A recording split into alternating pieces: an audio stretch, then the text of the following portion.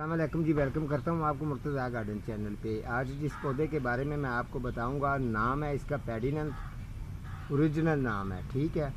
इसकी व्हाट्सएप पे पूछा था किसी ने कि इसकी हमारे पास ग्रोथ नहीं होती। ठीक है।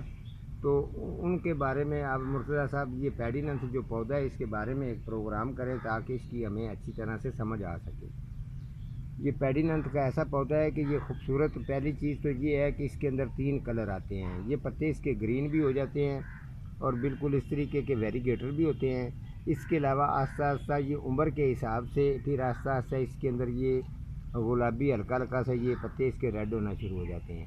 ये देख लें, ये देख लें। और जितनी भी इसकी ये टहनियाँ हैं, इसकी एक अपनी खूबसूरती के लिए ये पौधा है। आप अपने इसको गार्डन में रखें, क्यारी में लगाएं। ये पौधा 12 महीने हरा भरा रहता है और जो अगर फुल सर्दी होती है उसमें जाके इसके इक्का दुक्का जो है वो पत्ते नीचे ज़रूर गिर जाते हैं। परेशानी वाली कोई बात नहीं है। मटीरियल आपने इसको डालना है, पक्की मिट्टी बिल्कुल भी इसके अंदर यूज़ नहीं करनी। बालू मिट्टी और खाद दोनों मिक्स करके उसके अंदर ये पौधे को लगाना है। अगर आप इसकी कटिंग लगानी चाहते हैं तो अभी भी आपके पास मौसम है, लगा सकते हैं। कटिंग का साइज़ होना चाहिए 8 इंच।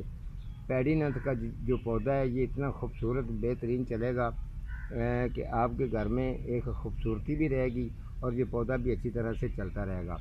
उसके अलावा महीने में आप एक दफ़ा इसको हल्की सी गोडी कर सकते हैं। अगर कटिंग करेंगे तो बुशी बन जाएगा और ज़्यादा खूबसूरत लगेगा। अगर इसकी हाइट में जाने देंगे तो ये हाइट में भी जाके अच्छा लगता है।